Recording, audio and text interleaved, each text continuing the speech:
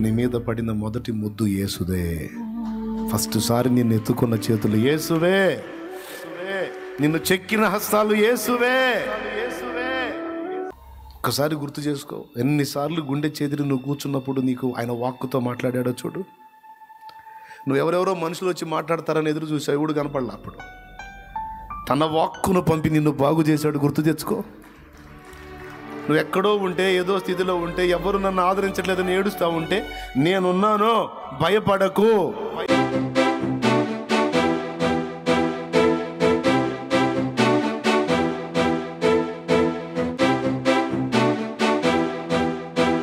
మనిషి ప్రేమ దక్కలేదని, ఒక మనిషి సాయం దక్కలేదని, ఓ మనిషి పట్టించుకోలేదని, పరిస్థితి దీనంగా ఉందని, నో.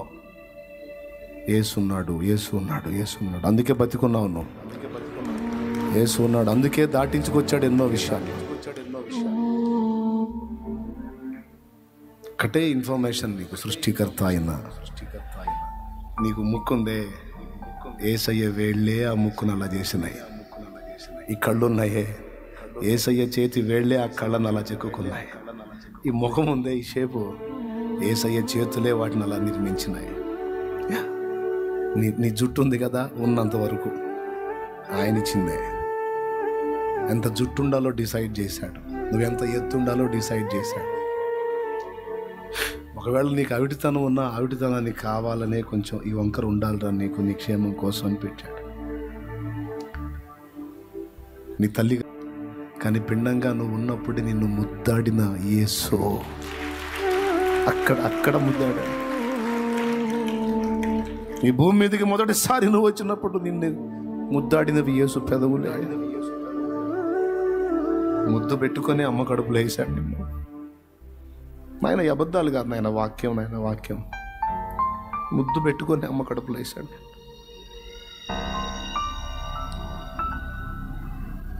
రేపు యాత్ర అయిపోయిన తర్వాత ముద్దుతోనే మళ్ళీ నేను తిరిగి చేర్చుకుంటాడు. రా నా కుమారుడా, రా, రా నా కుమారి, రా, నీకోసం ఎదురు చూస్తున్నాను. దాన్ని నిన్ను కౌగిలించుకొని నీ మెడ మీద ముద్దు పెట్టుకొని నిన్ను స్వాగతించుకుంటాడు ఆయన. స్టెఫన్ వెళ్తుంటే లేచి నిలబడ్డాడు. నా కుమారుడు వస్తున్నాడు అని లేచి నిలబడ్డాడు స్టెఫన్ ఎదుర్కోవటానికి. కానీ ఆయన ఎంతో క్షోభ పెట్టాం మనం. ఈరోజు వరకు కూడా ఆయన బాధ పెడతాను. ఆయన ఎంతో ప్రేమించి సహిస్తూ ఉన్నాడు, కానీ ఆయన ప్రేమని, సహనాన్ని, కృపని మనం తేలిగ్గా తీసుకున్నాం. ఆయనకి సరైన విలువ ఇవ్వట్ల. ఎందుకంటే అందుబాటులో ఉన్నాడు, చాలా తేలిగ్గా అందాడు కదా. ఆయన స్థాయి ఏంటో గుర్తించట్లా మనం, ఆయన అంతస్తు ఏంటో గుర్తించట్లా మనం. శాలేమన్న ఉన్న విలువ యేసయ్యకి లేదు.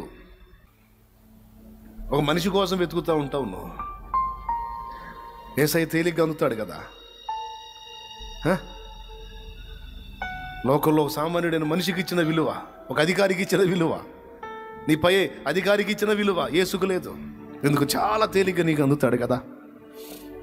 నువ్వు చే అన్నా పట్టించుకుని నీ వెంటబడి వస్తూ ఉంటాడు కదా. పిచ్చి ప్రేమ కదా నువ్వంటే, అందుకు తేలిక నీకు.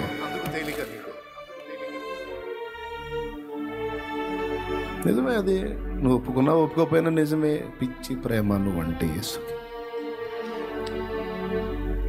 నీ మీద పడిన మొదటి ముద్దు యేసుదే. ఫస్ట్ సారి నిన్ను ఎత్తుకున్న చేతులు యేసువే, నిన్ను చెక్కిన హస్తాలు యేసువే, నిన్ను రూపుదిద్దుకుంది యేసే,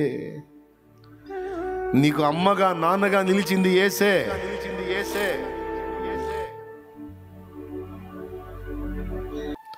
నువ్వు ఎవరెవరో మనుషులు వచ్చి మాట్లాడతారని ఎదురు చూసావు, ఎవడు కనపడలా. అప్పుడు తన వాక్కును పంపి నిన్ను బాగు చేశాడు. గుర్తు తెచ్చుకో. నువ్వు ఎక్కడో ఉంటే, ఏదో స్థితిలో ఉంటే, ఎవరు నన్ను ఆదరించట్లేదని ఏడుస్తూ ఉంటే, నేనున్నాను, భయపడకు, నేను నిన్ను బాగు చేస్తాను, నేను నీకు తోడై ఉన్నాను, నేను నిశ్చయముగా నిన్ను గొప్ప చేస్తాను, నిందకు ప్రతిగా పూదండను ఇస్తాను, నేను నిన్ను స్వస్థపరుస్తాను. నిందకు భయపడవాకు, కృంగిపోవాకు అని నీతో మాట్లాడలేదా? ఎవ్వరు, నువ్వు వెతుక్కున్నవాడు ఎవడు పట్టించుకోవాలి అప్పుడు. కానీ నువ్వు ఆయన ఆలోచించలా, కానీ ఆయన నీ వెంటబడి నిన్ను ఓదార్చాడు ఆయన. ఇది నిజం. ఎన్ని సాక్ష్యాలో ఈ మన జీవితంలో, కాదని చెప్పగలమా? యేసుతో నడిచినటువంటి అనుభవం కలిగిన ప్రతి ఒక్కరూ ఖచ్చితంగా ఒప్పుకొని తీరాలి ఈ విషయాలన్నిటిని కూడా. హల్లెలూయా. నేను ఎన్నిసార్లు గుండె చెదిరి కూర్చున్నానంటే ఖచ్చితంగా మాట్లాడతాడు. దిగులుగా కూర్చున్నానంటే ఖచ్చితంగా మాట్లాడతాడు. నాకు అవమానం చేయడానికి ట్రై చేసి దాన్ని ఖచ్చితంగా ఘనతగా మార్చి చూపించి ఆడు అట్లా చేశాడు కదా, దాని ప్రతిగా నేను ఈ ఘనతనిచ్చాను చూడుకో, అవి వదిలేసి ఇంకా పట్టించుకోవాకు. ఆడు తిక్కలవాళ్ళు, వాడికి తెలియదులే, వాడు తెలిసి అటు చేస్తాడు. వదిలే, వాడిని తలంచుకోవాకు. నువ్వు ఎందుకో నీకు చేశాను, దానికి బదులు ఇది చేశాను. ఆడు అవమానపరచాలని చూస్తే నేను గనపరిచాను. నాకు మాట ప్రేమ. హల్లెలూయా. ప్రియమైన బిడ్డలారా, ఒకసారి ఆలోచించండి. ఎందుకు దిగులు పడుతున్నావు? అప్పులైతే వాటి నుంచి విడిపించలేడా?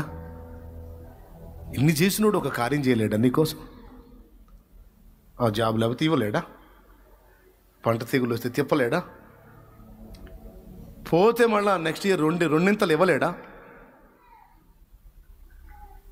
పేషెంట్ అయితే బాగు చేయలేడా?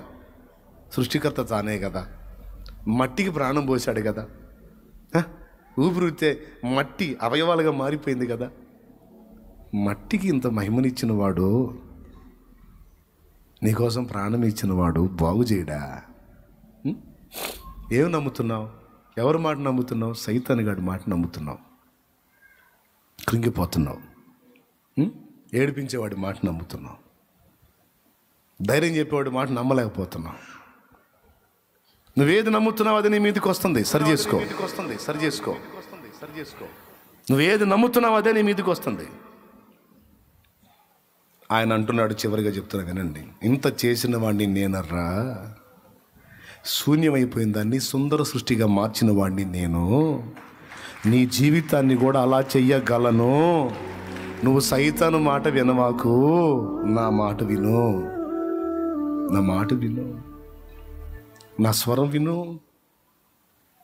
నేను ఉన్నాను కదా. నీకు ప్రజెంట్ ఉన్న వ్యతిరేక ఫలితాల గురించి నువ్వు లక్ష్య పెట్టొద్దు. నువ్వు నా యందు విశ్వాసం ఉంచి, నా బలము నెరిగి, నా ప్రేమ నెరిగి, నా జ్ఞానము నెరిగి, నా శక్తి నెరిగి నువ్వేం పలకాలో తెలుసా? నాకు తోడై ఉన్నవాడు సర్వశక్తి గలవాడు నా యేసు, ఈ ప్రతికూలతలన్నీ నాకు అనుకూలంగా మార్చగలడు. ఈ ఓటములన్నీ నాకు గెలుపుగా మారతాయి. నా దేవుడు ఉన్నాడు, ఆయన నాకు తోడై ఉన్నాడు. నేనంటే నా ప్రభుకి చాలా ఇష్టం. చెప్పు, నేనంటే నా యేసయ్యకి చాలా చాలా చాలా చాలా ఇష్టం.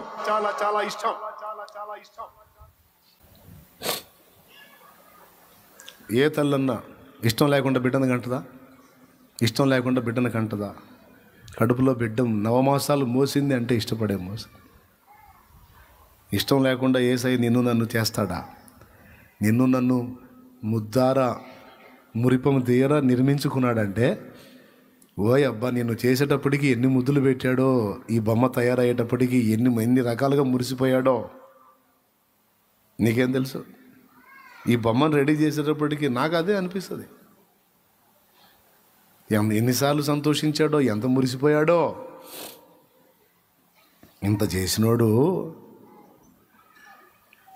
నిన్ను వదిలిపెడతాడా? నీ పిచ్చితనం కాదు, నీ అమాయకత్వం కాదు. చెప్పాలా? నువ్వు సైతాన్ గాడికి చెప్పాలా? సైతాన్ లాగా మాట్లాడే వాళ్ళకి చెప్పాలా? మీరు 100 చెప్పండి, నేనంటే నా యేసుకి ప్రేమ,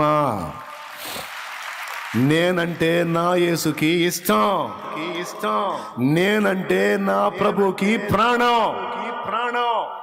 వదులుతాడు నా కోసం ప్రాణం. వదిలాడో? నన్ను వదిలిపెట్టడో? చెప్పు, నన్ను వదలడో? కృంగిపోతున్న బిడ్డ చెప్పు, ఈ మాట చెప్పు. ఖచ్చితంగా ఆమేన్ అంటాడు ఆయన. అయిపోయింది నీ కార్యం. నిన్ను బాధిస్తున్న వ్యాధికి చెప్పు, నిన్ను భయపెడుతున్న రోగానికి చెప్పే, రోగమా నీకు జయము లేదు నా మీద, నా యేసు నన్ను ప్రేమిస్తున్నాడు. ఏ సమస్య నీకు జయము లేదు నా మీద, నా యేసు నన్ను ప్రేమిస్తున్నాడు. ఆయనకి నేనంటే ఎంతో ఇష్టం. చెప్పు, ఆయనకి నేనంటే ఎంతో ఇష్టం. ఇది అబద్ధం కాదు, ఏదో కళ్ళబొల్లి కబుర్లు కాదు, లేఖన సత్యం, అక్షర సత్యం. యేసు నన్ను ప్రేమించాడు, యేసు నన్ను గెలిచాడు, యేసు నన్ను పిలిచాడు, యేసు నన్ను పిలిచాడు. ఆయన తలంపుల్లో నన్ను కలిగి ఉన్నాడు. నన్నెప్పుడు ఆయన తలంపుల్లోనే కలిగి ఉన్నాడు. ఆయన నన్ను మర్చిపోలేదు. నన్ను అనాథగా విడనాడలేదు. ఈ రోజు వరకు నన్ను బతికిస్తున్నాడు, ఇక ముందు కూడా బతికిస్తాడు యేసు. హల్లెలూయా. నా యేసు నా చెయ్యి పట్టుకొని ఉన్నాడు. ఆయన నన్ను లేపి నిలిపి ఉంచుతాడు. జయము నాదే. చెప్పు, జయము నాదే, విజయము నాదే, గెలుపు నాదే. యేసు నన్ను ప్రేమిస్తున్నాడు. Jesus never fails. యేసు ఓడిపోడు, యేసు ఫెయిల్ అవ్వడు.